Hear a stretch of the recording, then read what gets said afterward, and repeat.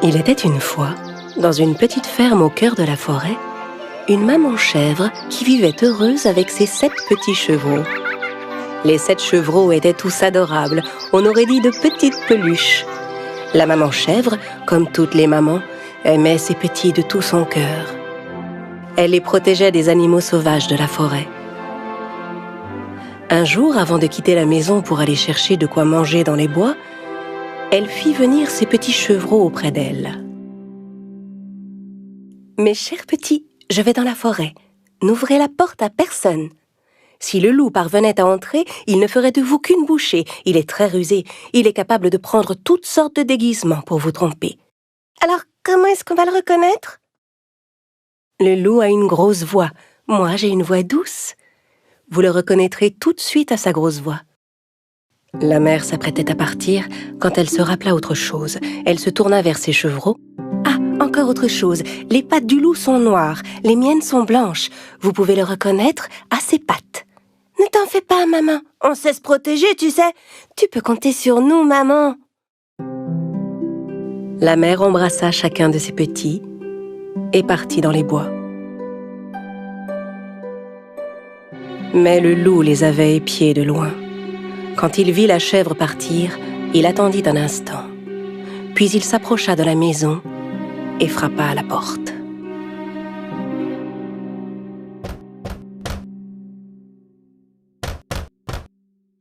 Qui est là ?»« Ouvrez la porte, mes petits. C'est votre maman, je vous rapporte de la bonne nourriture. » Mais les chevreaux reconnurent immédiatement la grosse voix du loup. Sans ouvrir la porte, ils crièrent « Tu n'es pas notre mère! Sa voix est belle et douce.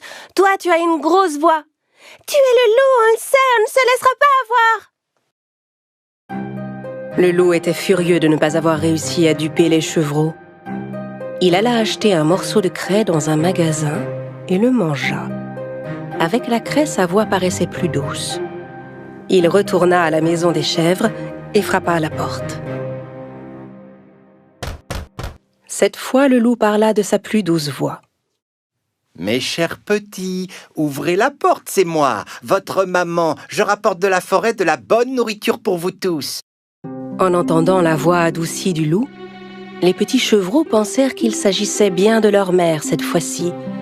Mais avant d'ouvrir la porte, l'un d'entre eux cria « Non, attendez, regardons d'abord ses pattes sous la porte. » Évidemment, quand les petits regardèrent sous la porte, ils virent les grosses pattes noires du loup. Ils s'écrièrent à nouveau sans ouvrir « On ne t'ouvrira pas la porte. Les pattes de notre mère ne sont pas noires comme les tiennes. Elles sont blanches. Tu es le méchant loup. » Encore plus en colère, le loup s'éloigna. Cette fois, il se rendit à la boulangerie. Le boulanger fut très surpris de voir le loup arriver chez lui. « Eh oui, je suis devenu végétarien. Désormais, je mange des pâtisseries. Vous auriez un peu de farine, s'il vous plaît ?» Le loup sortit de la boulangerie avec un sac de farine sous le bras. Quand il arriva près de la maison, il ouvrit le sac et versa la farine sur ses pattes. Ses pattes étaient maintenant toutes blanches. Le loup rusé vint frapper à la porte pour la 3e fois. « Mes chers petits, ouvrez la porte, c'est votre maman. Je rapporte de la forêt de la bonne nourriture pour vous. » « Montre-nous d'abord tes pattes, pour qu'on sache si tu es notre mère. » Le loup montra ses pattes couvertes de farine. Voyant les pattes toutes blanches, les chevreaux pensèrent que c'était leur mère et ouvrirent la porte. Et que virent-ils alors? Le loup se tenait là, juste devant eux. Les pauvres chevreaux ne savaient plus quoi faire. Ils se mirent à courir dans tous les sens en hurlant. Ah! Ah! Vous perdez votre temps. Je vais tous vous attraper. Ah! Un petit chevreau se cacha sous la table. Le 2e se glissa dans un lit. Le 3e sauta dans le poêle. Le 4e se réfugia dans un placard. Le 5e s'enferma dans l'armoire. Le 6e se cacha derrière le rideau. Et le 7e trouva refuge dans la grande horloge du salon. Ah! Mais le loup était rapide et rusé, et il les débusqua un à un de leur cachette. Inutile de courir, reste là. Je vous aurai tous, ça suffit. Ah! Ah! Ah! Le seul qu'il n'avait pas trouvé était celui caché dans l'horloge. Mais comme il était rassasié, il renonça à le chercher et s'en alla. Il y avait une grande clairière à quelques mètres de la maison. Le loup alla s'allonger sous un arbre pour y faire la sieste.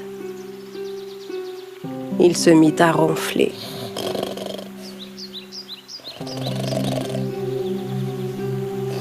Peu de temps après, la maman chèvre rentra chez elle. Dès qu'elle vit la porte ouverte, elle sut qu'il était arrivé quelque chose et se précipita vers la maison. Oh, mes chevreaux! Oh! En entrant dans la maison, elle fut prise d'un choc. Les tables et les chaises étaient renversées, les rideaux arrachés, les lits sans dessus-dessous, les draps et les oreillers traînaient par terre. La mère chercha ses petits chevreaux partout, mais n'en trouva aucun. Alors elle commença à les appeler un par un. Aucun ne répondait. Quand elle appela enfin le dernier nom, elle entendit répondre une toute petite voix. « Je suis là, dans l'horloge de grand-père !» La chèvre se précipita sur l'horloge de grand-père et délivra son petit. La maman serra son chevreau contre elle. Le petit lui raconta toute l'histoire en pleurant. Le loup est venu déguisé, on a cru que c'était toi, alors on a ouvert la porte. Le loup a dévoré tous mes frères et sœurs.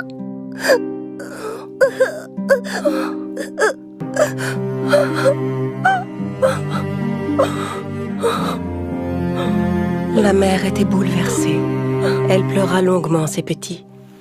Puis, avec le seul enfant qui lui restait, elle sortit et se dirigea vers la clairière. Elle finit par trouver le loup qui dormait sous un arbre. Il ronflait si fort qu'il en faisait trembler les branches.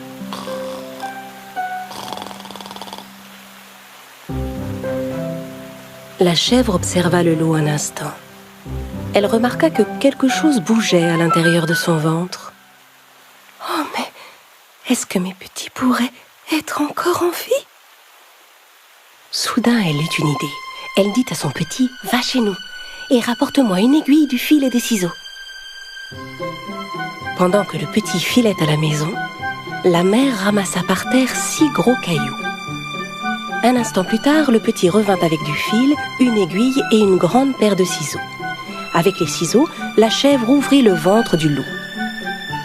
Aussitôt, elle vit apparaître un de ses petits, bientôt suivi par les 5 autres. Ils étaient tous sains et saufs. La maman avait enfin retrouvé la joie, et les petits se serrèrent contre elle avec bonheur.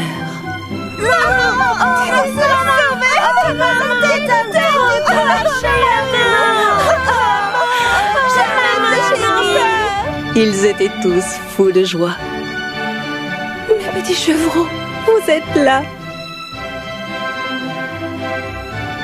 La chèvre déposa délicatement les cailloux qu'elle avait ramassés dans le ventre du loup. Puis elle recousut le ventre avec le fil et l'aiguille. Le loup dormait si profondément qu'il ne sentit rien. Il ne bougeait même pas. La maman et ses petits s'enfuirent rapidement. Quand il se réveilla, le loup se leva. Il avait mal au ventre. Il se dit qu'il avait dû manger trop de petits chevreaux. Et comme son ventre était plein de pierres, il avait très soif. Il alla à la rivière pour boire de l'eau. Mais tandis qu'il marchait, les cailloux se heurtaient les uns contre les autres. J'ai le ventre tellement plein et lourd. C'est comme si les chevreaux étaient tous devenus des pierres. Il voulut se baisser pour boire à la rivière. Mais les pierres étaient tellement lourdes qu'il perdit l'équilibre et tomba dans l'eau. Oh, à l'aide! Vite, quelqu'un! Au secours, je me noie! Venez m'aider! Oh! Il avait beau appeler à l'aide, personne ne vint le secourir. Ne pouvant supporter le poids de ses cailloux, il finit par s'enfoncer dans les profondeurs de l'eau. Alertés par les cris, la chèvre et ses petits accoururent à la rivière.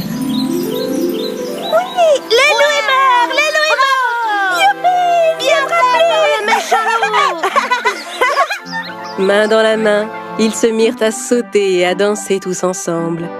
À partir de ce jour, la chèvre et ses petits vécurent heureux et en paix dans leur petite maison au cœur de la forêt. Il était une fois 3 petits cochons qui vivaient avec leur mère dans une petite maison. Le temps était venu pour eux de quitter la maison et d'apprendre à vivre seuls. La mère fit venir ses 3 petits cochons auprès d'elle. « Mes chers petits, vous êtes devenus grands maintenant, il faut partir et découvrir le monde. Pour vous, une nouvelle vie commence. Mais n'oubliez pas, quoi que vous fassiez dans ce monde, faites-le du mieux que vous pouvez. Ce sera la meilleure manière pour vous de rester sains et saufs. »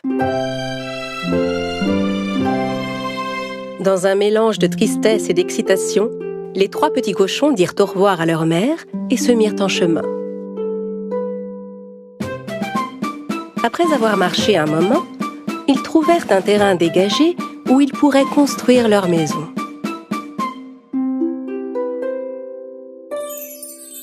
Le plus jeune des cochons décida de construire sa maison en paille. Il se disait que c'était le moyen le plus facile et le plus rapide de construire une maison, et que ça lui laisserait tout le temps de jouer.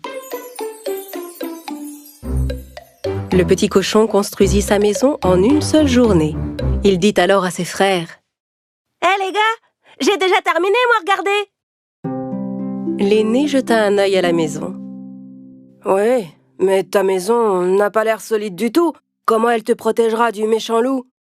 Le petit cochon ne fit aucun cas de la remarque de son grand frère. « Ne t'inquiète pas, il ne nous arrivera rien. »« Peut-être, mais tu ne pourras pas dire que je ne t'ai pas prévenu. » Le deuxième cochon décida de faire sa maison en bois. Il ramassa des branches dans la forêt et commença à se construire une petite cabane. Il mit exactement 3 jours à la construire. Cette maison semblait un peu plus solide que celle en paille. L'aîné des cochons vint le voir. « Mon cher petit frère, j'ai vu que tu avais bien travaillé pendant ces 3 jours, mais ta maison n'a pas l'air du tout solide. Comment elle te protégera du méchant loup ?» Le cadet répondit à son frère: « Ne t'en fais pas, cette maison est vraiment sûre. »« Peut-être, mais tu ne pourras pas dire que je ne t'ai pas prévenu. » Pendant que les 2 plus jeunes petits cochons s'amusaient et se reposaient dans leur toute nouvelle maison, l'aîné, lui, ne cessait de travailler. Il avait entrepris de construire sa maison en pierre et en briques. Ses 2 petits frères ne voyaient pas l'intérêt de faire autant d'efforts. Ils passaient leur temps à jouer et à se distraire.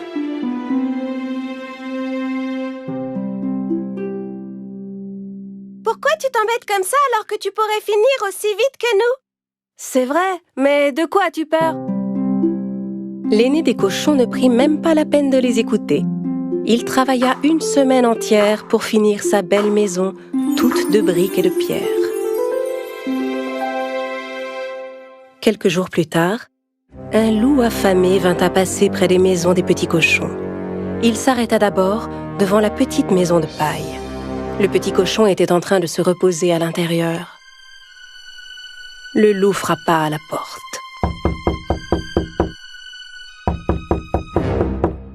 Ouvre cette porte et laisse-moi entrer. Sinon, j'inspirerai à fond, gonflerai mes poumons et soufflerai ta maison. Tu ne peux rien me faire. Ma maison est bien assez solide. Alors le loup inspira à fond, gonfla ses poumons et souffla la maison. Heureusement, le petit cochon réussit à s'échapper. Il courut aussi vite qu'il put jusqu'à la maison en bois de son frère. Il frappa à la porte. Quand son grand frère vint lui ouvrir, le petit cochon se précipita à l'intérieur de la maison. « Ferme la porte, ou le loup va entrer !»« Ne t'inquiète pas, il ne peut rien nous faire dans cette maison. » Au bout de quelques instants, le loup arriva devant la cabane du deuxième cochon et lui cria: « Ouvre cette porte et laisse-moi entrer.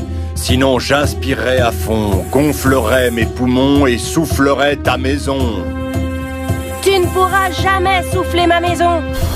Alors le loup inspira à fond, gonfla ses poumons et souffla la maison. Les deux petits cochons échappèrent de justesse au loup et coururent se réfugier dans la maison de leur grand frère. « Ah, grand frère, le loup vient par ici, qu'est-ce qu'on va faire ?» L'aîné répondit alors d'un air assuré: « Ne vous en faites pas, le loup ne peut pas entrer dans cette maison. » Au bout de quelques instants, le loup affamé arriva devant la maison du troisième cochon, faite de briques et de pierre. Il cria derrière la porte. Ouvre cette porte et laisse-moi entrer. Sinon, j'inspirerai à fond, gonflerai mes poumons et soufflerai ta maison. Essaie toujours, méchant loup. Tu ne pourras jamais entrer. Le loup était très en colère. Il gonfla ses poumons et souffla, mais rien ne se passa.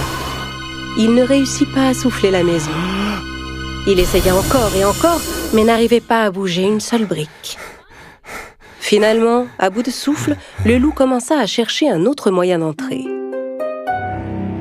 Il vit la cheminée en haut du toit et décida de grimper. Comprenant que le loup grimpait sur le toit pour essayer d'entrer par la cheminée, le petit cochon alluma rapidement un grand feu dans le foyer. Puis il plaça une grande marmite d'eau sur les flammes. Le loup escalada la cheminée et se glissa à l'intérieur. Et il atterrit tout droit dans la marmite. Ah, à l'aide! À l'aide! Je vais bouillir! À l'aide! Enfin débarrassés du loup, les petits cochons s'enlacèrent avec des cris de joie. Le lendemain, les 3 petits cochons rendirent visite à leur mère dans sa maison pour lui raconter ce qui s'était passé. Le plus jeune dit à sa mère: « Tu avais raison, maman. Quoi qu'on fasse dans ce monde, on doit le faire du mieux qu'on peut. Quand on se donne vraiment la peine, on finit toujours par réussir. » À compter de ce jour, les 2 jeunes cochons ne furent plus jamais fainéants. Ils travaillèrent dur comme leurs grands frères et vécurent heureux pour toujours.